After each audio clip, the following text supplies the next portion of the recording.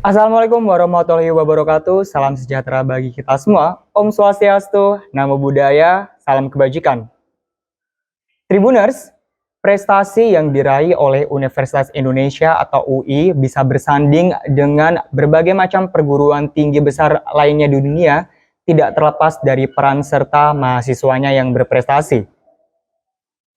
Nah, Yellow Jacket Podcast kali ini bersama dengan saya Leon Wical, dan saat ini saya sudah ditemani oleh seorang mahasiswa berprestasi pastinya bersama dengan Maurice Evroza. Selamat siang Bang Maurice. Selamat siang Bang Leon. Gimana nih kabarnya? Alhamdulillah baik, apa kabar Bang? Puji Tuhan, sehat.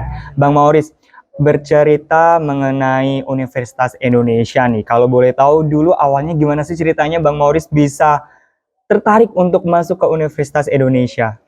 Oke, jadi sebenarnya dari SMA itu aku udah suka yang namanya fisika gitu-gitu kan. Oke. Dan kebetulan aku dulu tinggalnya di luar negeri, Oh, khususnya di di Abu Dhabi. Di Abu Dhabi. United Arab Oke. Emirates. Kebetulan di sana itu banyak juga alumni UI gitu kan. Dan alhamdulillah mereka banyak sukses gitu. Jadi aku tertarik. Kalau mereka bisa sukses, ini kan pasti ada peran dari universitasnya juga atau orang-orang di belakangnya gitu. Iya, Karena iya. dari sana aku mulai ngeliat, wah kayaknya UI keren juga nih, apalagi pada saat itu memang masih menjadi nomor satu dan sampai sekarang masih menjadi nomor satu. Jadi aku kayak, wah kayaknya bisa nih untuk dilihat dan dicoba, dan alhamdulillah ada yang cocok jurusannya, khususnya teknik metalurgi dan material. Oke. Dan dari sana akhirnya mulai tertarik, mulai coba, dan ya di sini sekarang bisa ngobrol sama Bang Leon. Oke. Kenapa Universitas Indonesia? Kenapa tidak di Universitas di Abu Dhabi? Kan pasti banyak ya universitas bagus. Kenapa milihnya Universitas Indonesia? Ada keunggulan apa sih di sini? Sebenarnya kalau aku melihatnya itu pertama sangat banyak ya kalau keunggulan. Karena pertama kalau di UAE itu kan masih baru ya. Jadi memang masih banyak mungkin walaupun fasilitas mereka bagus atau yang lain bagus, aku juga lebih pengen kayak bisa nggak sih aku berkontribusi lebih ke negara yang ya aku dibesarkan gitu ya, walaupun aku di luar tapi kan aku tetap dilahirkan di Indonesia gitu kan. Lahir di mana? Di Pekanbaru dulu. Oh, lahir di Pekanbaru. Oke. Karena dari sana akhirnya bisa nggak sih aku berkontribusi lebih, dan akhirnya ngelihat wah kayaknya bisa nih untuk masuk UI, dan dari sana akhirnya menjadi pilihan UI. Itu juga karena pas dulu aku SMA itu aku suka ikut kayak olimpiade fisika dan lain-lain, dan ngelihat di Abu Dhabi juga ada olimpiade fisika ya? ada juga, dan karena itu melihatnya wah kayaknya bagus nih kalau aku melanjutkan karir di perteknikan atau fisika ini, dan ngelihat UI salah satu yang top dan kebetulan metalurginya nomor satu di Indonesia, ya aku gasin gitu. Proses masuknya dulu gimana tuh Bang? Masuk UI-nya tuh dari Abu Dhabi ke Indonesia. Kalau aku itu dulu ikut talent scouting. Talent scouting itu bisa dibilang jalur undangan tapi untuk kelas internasional. Ya, jadi kalau aku dulu itu memang sedikit berbeda ya kalau misalnya dari Indonesia. Kalau di Indonesia dulu kan harus mungkin melalui langsung sekolah ya. Nah, kalau aku dulu itu ada melalui KBRI dulu untuk memvalidasi apakah aku benar ada gitu. Nah, lebih panjang berarti ya? Jauh lebih panjang. Karena memang sudah lihat, ada nih memang mahasiswa dari sekolah ini. Karena sudah ada, akhirnya KBRI juga memvalidasi, dan setelah itu semua baru bisa daftar ke penerimaan UI-nya, dan dari sana baru melewati proses-proses internal ya, seperti mungkin jalur undangan seperti biasanya, dan alhamdulillah sekarang dapat di sini. Kenapa memilih jurusan apa tadi? Teknik metalurgi dan material. Nah, kenapa memilih jurusan itu tuh dibanding dengan teknik lainnya? Sebenarnya tuh aku dari SMA terlepas suka dari fisika, aku tuh dulu suka banget yang namanya astrofisika, kuantum fisika, gitu-gitu kan. Dan aku ngelihat teknik apa sih yang sebenarnya paling cocok ke arah sini. Dan kenapa alasan aku memilih teknik, karena banyak aja sih opportunity yang bisa aku lebih dapatkan as an engineer gitu. Karena kalau aku ngelihat selama ini kayak aku tuh dulu pengen banget kayak misalnya kerja di astrofisika itu kan nanti yang buat roketnya apanya ya akan teknik-teknik juga gitu kan. Dan dari sana akhirnya ngelihat pekerjaannya tentang pemilihan material, habis itu ada tentang energi material gitu-gitu yang memang sampai sekarang dipakai gitu kan. Jadi aku akhirnya memilih teknik metalurgi dan material. Berarti besok cita-cita pengen ngerakit roket atau gimana nih cita-citanya nih? Sebenarnya sih bukan ke arah roketnya tapi ke arah energi materialnya. Jadi apapun itu yang mungkin bisa membantu Indonesia ya untuk mendapatkan akses ke energi lebih banyak lah gitu. Jadi pengen kerjanya mungkin lebih ke arah sana. Emang pengen kerja ke arah sana tuh ke arah mana nih? Pengen kerjanya Di bidang apa nih? Kalau aku bisa bilang sih mungkin di sektor energi sih ya, jadi mungkin kayak energi terbarukan ataupun mungkin di bagian energy storage kayak dalam pembuatan baterai ataupun mungkin seperti circular economy yang dimana kita mungkin merubah seperti limbah-limbah sampah menjadi ya kayak mungkin sesuatu yang baru, mungkin kayak baterai gitu, seperti itu. Yang dipelajari nih waktu awal masuk kuliah di UI sampai sekarang tuh apa aja sih yang dipelajari? Mungkin aku bagi kayak per 4 tahun apa itu aja ya biar lebih mudah gitu. Mungkin kalau tahun pertama itu lebih ke arah kayak basic-basicnya material dasar-dasarnya. Misalnya kenapa sih kalau misalnya kayak kursi yang lagi kita duduki sekarang harus materialnya dari kayu gitu. Itu kan karena ringan biar bisa mudah dipindahkan. Tapi juga melihat mungkin kenapa sih kalau metal itu harus spesifiknya mungkin pakai baja mungkin atau aluminium gitu. Jadi itu ada beberapa ke arah sana. Nanti di tahun kedua, tahun ketiga itu lebih ke arah karakterisasi. Karakterisasi itu bagaimana kita bisa memvalidasi data yang kita punya gitu. Misalnya kita memilih metal untuk membuat bodi mobil gitu misalnya. Itu kenapa sih? Kenapa harus metal? Apa data yang kita bisa validasi? Sampai dipikirkan sedetail itu ya? Karena kan untuk safety, untuk pemakaian dan juga cost effectiveness-nya itu dilihat semua. Dan di tahun terakhir itu sudah mulai masuk penjurusan. Kebetulan penjurusan aku di energi material dan dari sana mulai ke arah skripsi dan lain-lainnya begitu. Oke, selain belajar di dalam kelas nih, belajar akademik nih,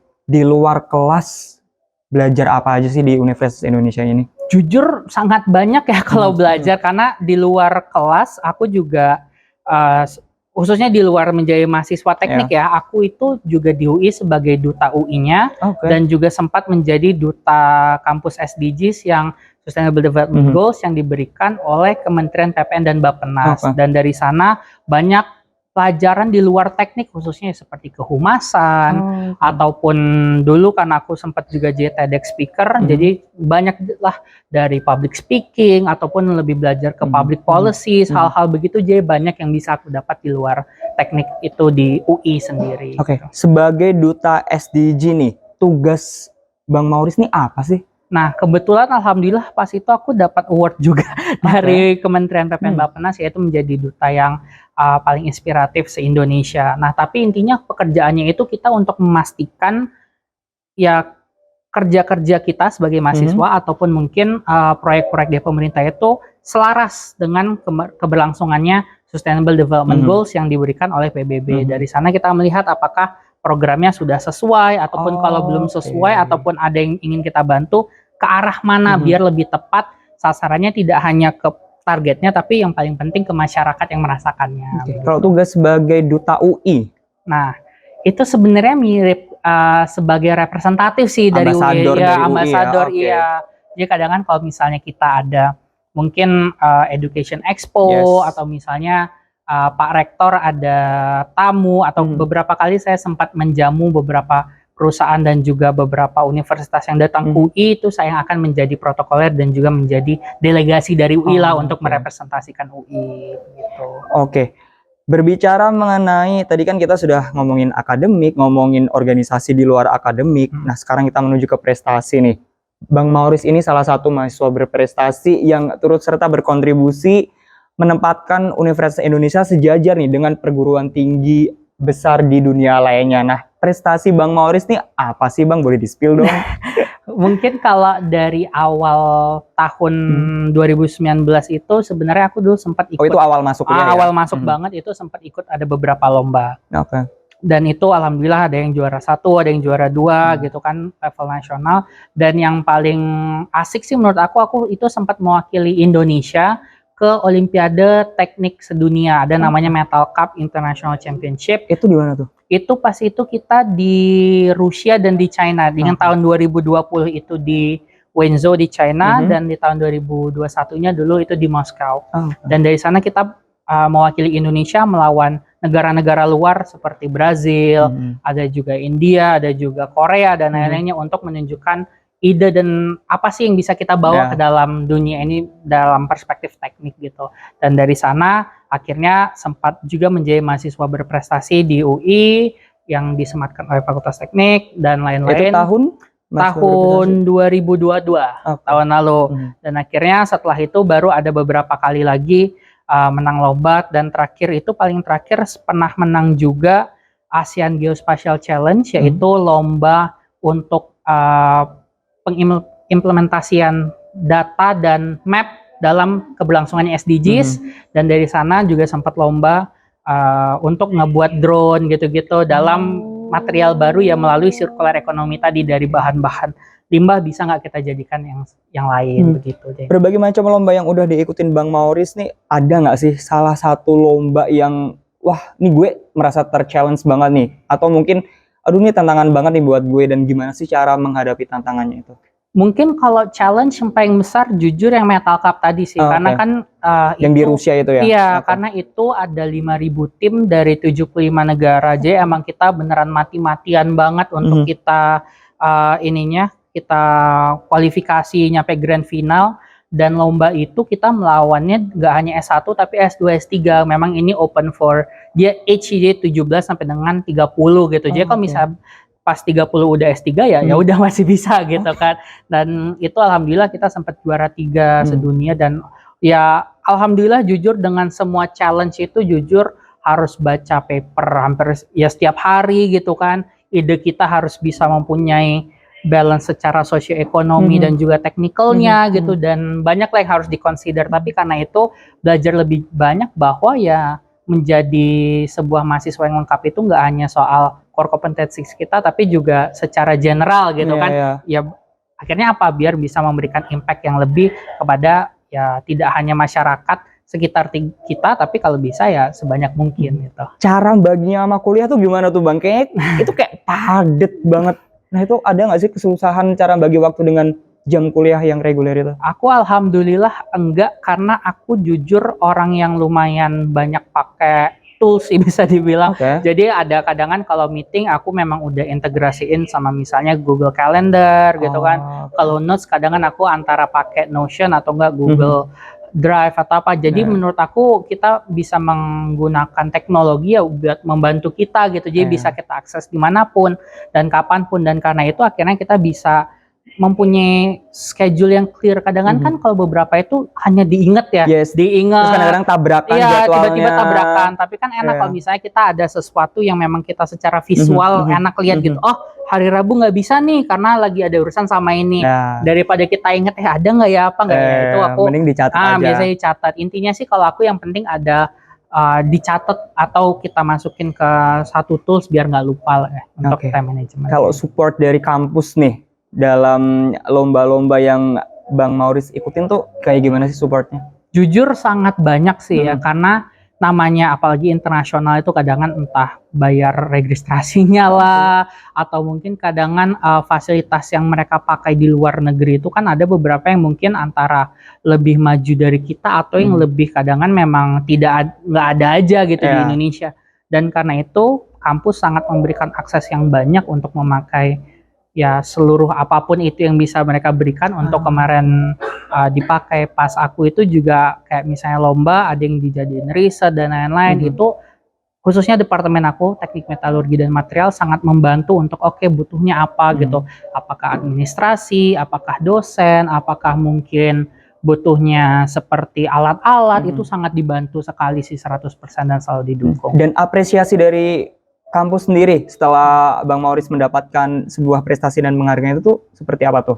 Jujur sangat banyak dan sangat bisa buat sedih sih bisa dibilang. Karena mereka sangat kalau khususnya di teknik ya, banyak dosen-dosen itu yang memang tidak hanya secara keluarga tapi mereka secara profesional pun bisa memberikan kita dukungan lah gitu. Jadi memang udah ngerasanya kadang seperti ayah ibu sendiri lah di kampus, dan mereka sangat mendukung. Dan setelah menang ataupun kadangan enggak ini mereka tetap mendukung ya, karena at least we tried our best, that's the best that we could do. Jadi mereka sangat mendukung dalam keadaan dan kegiatan apapun itu.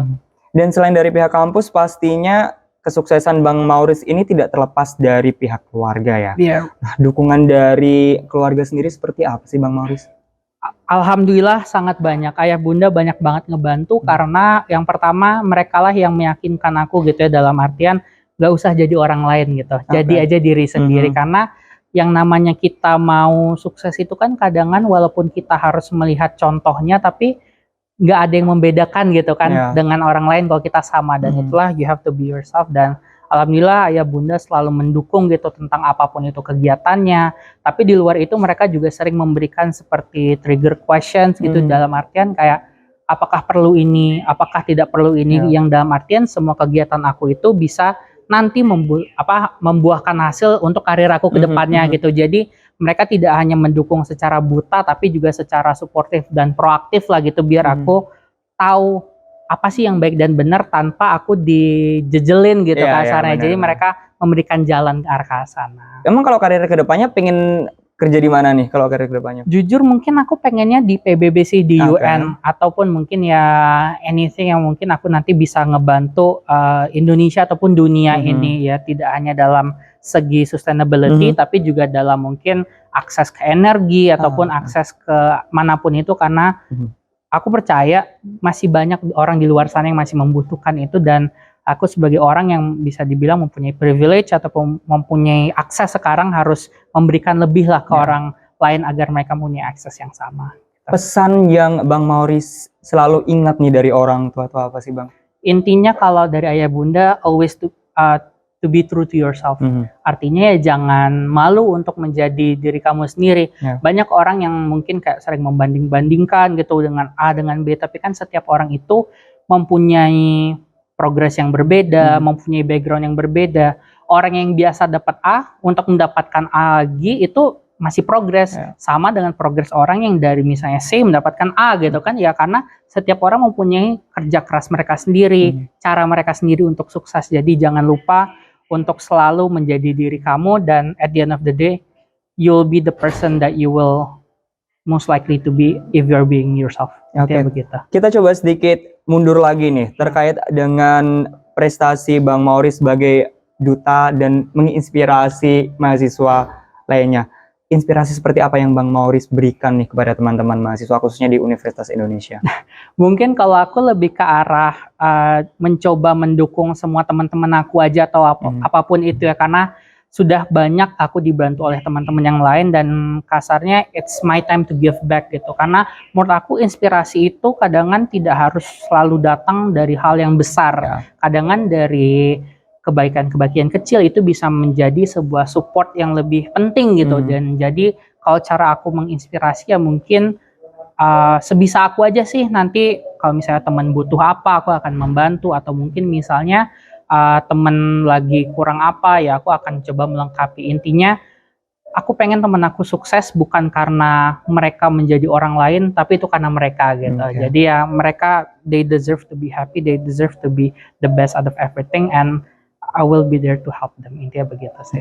Terakhir Bang Maurice, ada nggak sih pesan yang ingin Bang Maurice sampaikan ke teman-teman Bang Maurice? Mungkin kalau aku itu pernah baca buku dari Jepang, dari Kenji Miyazawa. Itu dulu dia ada quotes-nya, skill is something you make, talent is something you make bloom, skill is something you polish. Intinya semua orang itu mempunyai talenta, semua orang itu punya skill.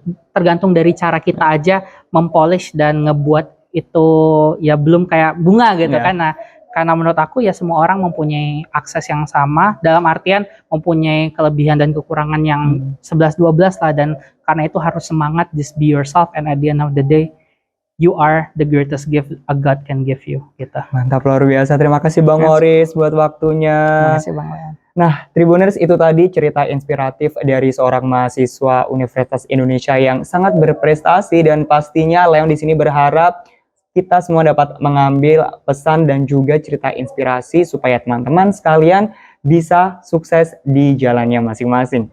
Terima kasih dan salam sehat semuanya. Jangan lupa subscribe ya.